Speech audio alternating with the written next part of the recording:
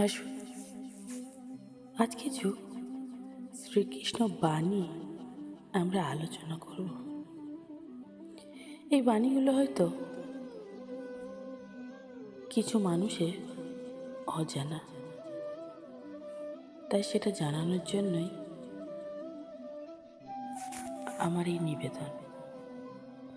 জানেন, মানুষ যখন অন্যের দোষ দেখতে পায় তখন মানুষ নিজেকে নিজেকে বিচারপতি ভেবে ফেলেন।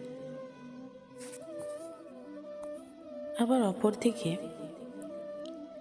যখন নিজের দোষ থাকে তখন কিন্তু সে উকিল হয়ে যায়। সে উকিলের ভূমিকা নেই এবং নিজের দোষ ঢাকার জন্য সে সব কিছুই যেন করতে পারে। ভগবান বলেন,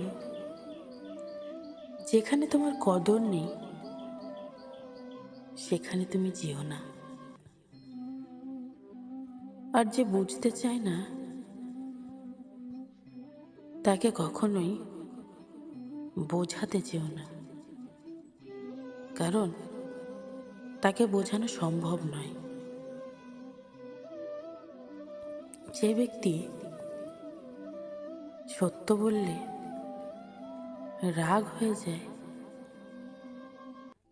তার রাগ কখনো কিন্তু ভাঙাতে যেও না। যে ব্যক্তি তোমার চোখে নিচে নেমে গেছে তাকে কখনোই উপরে তোলার চেষ্টা করবে না,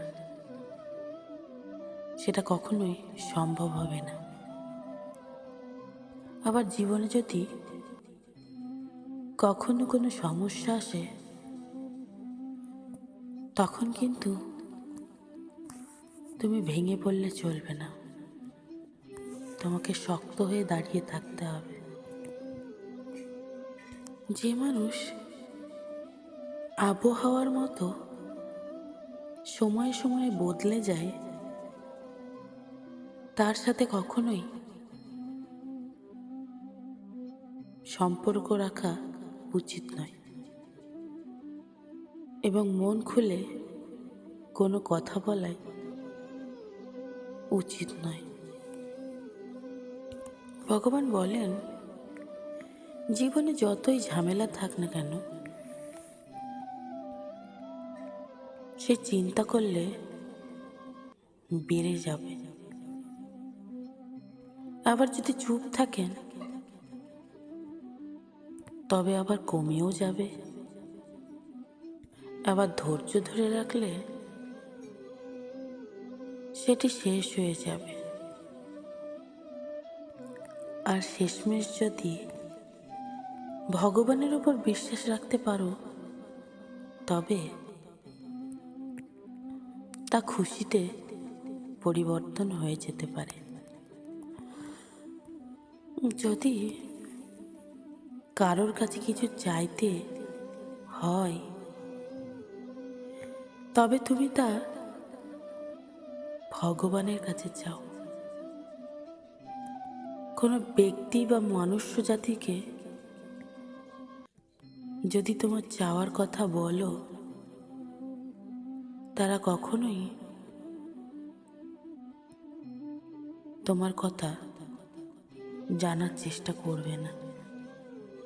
কিন্তু ভগবানকে যদি তুমি একবার বলো সেটা হয়তো দেরিতে হবে, কিন্তু সেটি হবেই যদি তোমার ভেতরে সত্য নিষ্ঠা থাকে। কাউকে কখনো ঠকাবে না। তুমি যদি কাউকে ঠকাও বা আজকে যাকে দুর্বল ভেবে ঠকাচ্ছ, পরবর্তীতে এমন একটি দিন আসবে যখন ওই ব্যক্তিকে যত না তুমি তাকে ঠকিয়েছ তার থেকে দ্বিগুণভাবে তুমিও ঠকবে। তাই কাউকে ঠকানোর আগে 1000 বার ভাবো। জানেন, বৃষ্টির সাথে আমাদের বিপদের একটা মিল আছে। কেমন বলুন তো? বৃষ্টি যখন আসে, বাড়ির ছাদে কতগুলি ছিদ্র আছে তা বুঝিয়ে দিয়ে যায়। আর যখন বিপদ আসে, তখন কে আপন বা কে কাছের মানুষ তা বুঝিয়ে দিয়ে যায়। তাহলে হলো না একই? জীবনে যদি কখনো বন্ধু বানাতে হয়, তবে এমন বন্ধু বানাও যে তোমার বিপদ আসলে তোমার পাশ থেকে সরে যাবে না, সে যত বড় বিপদই হোক না কেন।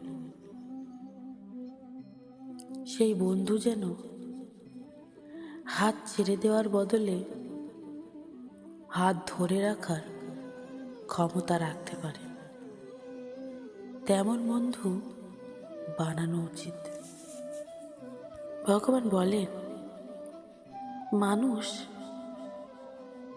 কখন নিজেকে খুব মূল্যবান মনে করেন জানেন? যখন তুমি তাকে আপন ভেবে গুরুত্ব দেবে, তখনই তার মূল্য বৃদ্ধি হতে থাকবে। আবার অপরদিকে তখন তোমাকে এমন ভাব দেখাবে যেন তার কাছে তুমিই যেন মূল্যহীন। আমরা বেশিরভাগ সময় দেখি, যদি কোনো ব্যক্তি আমাদের সামান্যতম কাছে এসে যায়, আমরা বেশিরভাগ সময়ই আমাদের মনের কথা তাকে নির্দ্বিধায় বলে দিই। কিন্তু এটা ভাবি না, আমি যে আমার মনের কথা বলে দিলাম, তার পরিপ্রেক্ষিতে আমার সম্মানটা কি সে রাখবে? এমনও তো হতে পারে যে সে সম্মানটা রাখলো না।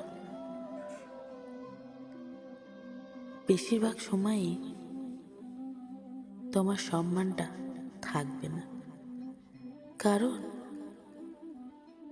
খুব আপন ছাড়া কোনো ব্যক্তি একে অপরের দুঃখ বা কষ্ট বুঝতে চাইবে না বা বোঝার চেষ্টাও করবে না।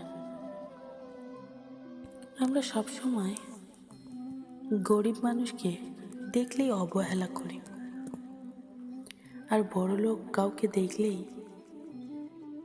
আমরা তাদের ডেকে আপ্যায়ন করি। কিন্তু কখনোই ভাবি না, বড়লোক হতে অনেকটা সময় লাগে, কিন্তু